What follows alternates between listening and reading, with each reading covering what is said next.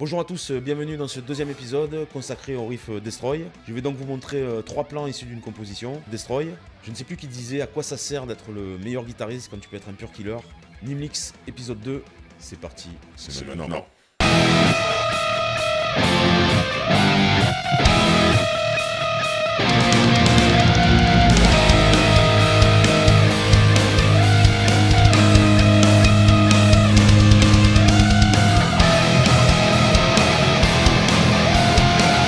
C'est énervant, hein. Alors donc, pour faire ce premier riff, c'est très simple. Donc nous allons utiliser l'index sur la corde de mi aigu dans la 12e case.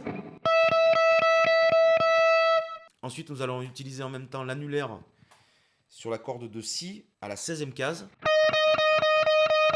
Et on va jouer donc ces deux notes vers le bas, toutes les deux en même temps.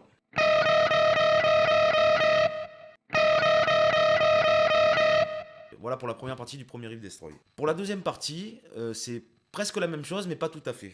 Donc on va utiliser l'index sur la corde de mi aigu à la 10e case et l'annulaire sur la corde de si à la 13e case. Donc ça nous donne ré et do. Pareil, on joue les deux notes en même temps, coup de médiator vers le bas.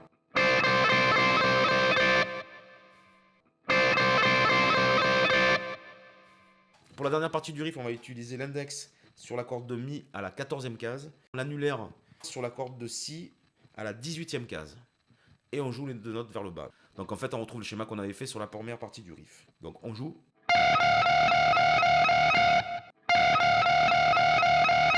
On a donc un fa dièse et un fa. Donc ça va donner ça.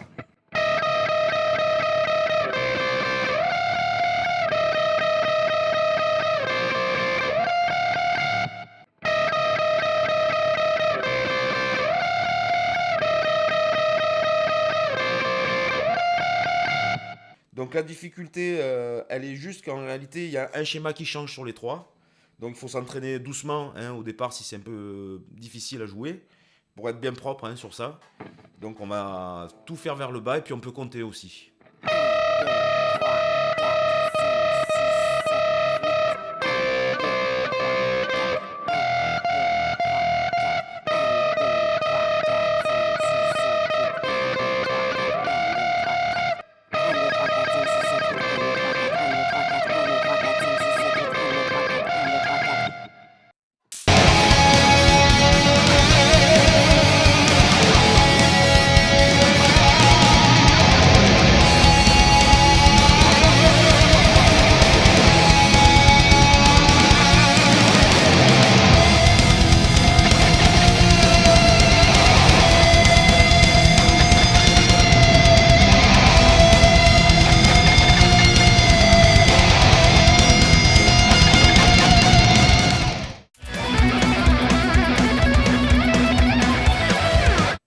Donc pour ce riff Destroy numéro 2, nous allons utiliser l'index sur la corde de sol à la 6e case.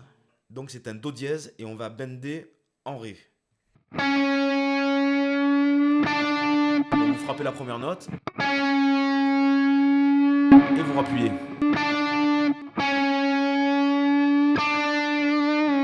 Donc si c'est pas très juste, c'est plutôt bon puisque donc le but évidemment c'est que ça sonne Destroy.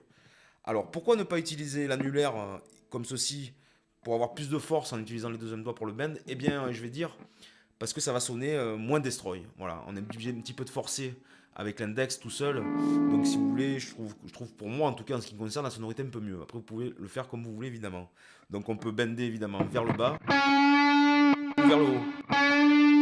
Je trouve que vers le bas, ça sonne mieux, encore une fois. Donc, coup de médiator vers le bas, donc ça donne ça. Vous pouvez évidemment rajouter une harmonique, c'est à votre convenance. Pour la deuxième partie du riff, nous allons donc utiliser cette fois-ci l'annulaire sur la corde de si à la 17e case. Donc ça sera une note de mi qu'on va bender d'un demi-ton. Toujours coup de médiator vers le bas. Une fois qu'on a atteint donc le fa, hein, parce qu'on bende d'un demi-ton, donc de mi à fa, re-coup de médiator vers le bas.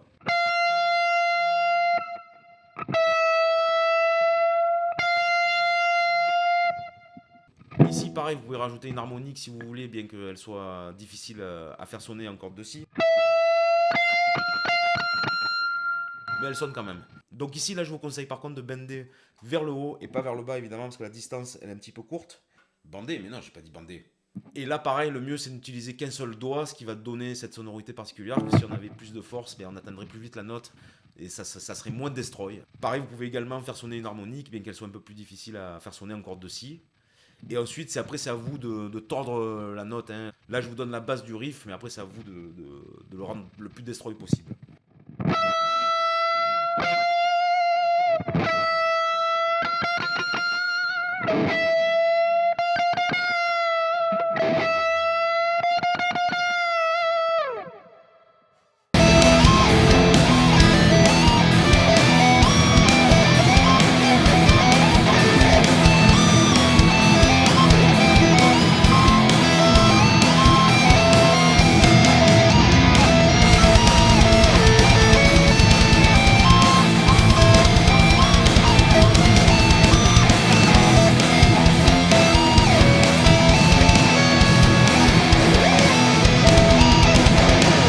Et voilà, nous arrivons à cette dernière partie, donc troisième riff Destroy, ou plutôt troisième solo, ou façon de faire un solo Destroy. Donc cette partie de loin ma préférée, je l'ai appelée le solo chaotique. Donc pourquoi? Parce que c'est une façon aléatoire de jouer. Je sais même pas trop dans quelle direction je vais aller, ni vraiment si ça va sonner. Et je me pose encore moins la question de savoir si ça va être juste ou pas. On arrive peut-être des fois à aller vers des endroits où on se dit tiens ça va bien sonner là. Mais honnêtement, plus c'est chaotique et mieux ça va sonner. Donc ce solo là il va peut-être pas sonner sur toutes les guitares. Ou en tout cas peut-être pas de la même manière. Donc c'est à vous de chercher un petit peu. Je vous montre le principe, j'ai trouvé ça par hasard, hein. Donc on va jouer sur la corde de mi aigu. Voilà. Ça va être essentiellement du tapping. Donc le médiator, si vous êtes en train de jouer, vous pouvez le ranger. Moi en général je le range comme ça. Bon, après vous pouvez le faire sans aussi, on peut le poser. Donc en fait, nous allons faire un espèce de tapping chaotique. Donc j'ai pas vraiment de plan précis à vous montrer. C'est-à-dire que je vais par exemple, je vais envoyer donc ma corde à vide. Une note en tapping, par exemple ici. Jusqu'à là, rien de bien fantastique. Et ensuite, je vais faire une espèce d'esbrouf. Je vais faire glisser mon doigt en dessous du manche, quoi. Voilà. Donc vous entendez. Vous entendez ces sonorités bizarres? Donc je peux également le faire sur cette note-là.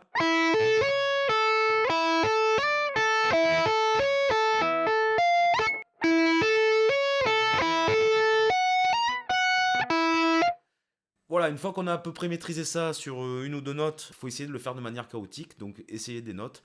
Toujours la corde de mi à vide.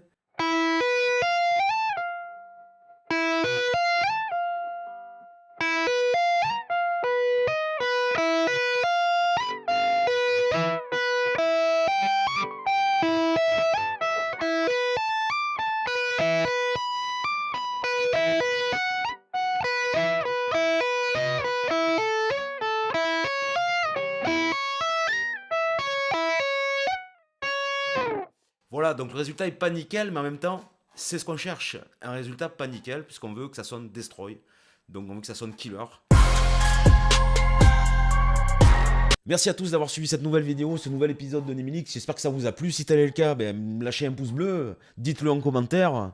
N'oubliez pas la petite cloche également qui vous permet d'être notifié à chaque fois qu'il y a une vidéo qui sort. Comme ça, vous ne pouvez en rater aucune. Ziva Bonawat, Ziva Bonawat.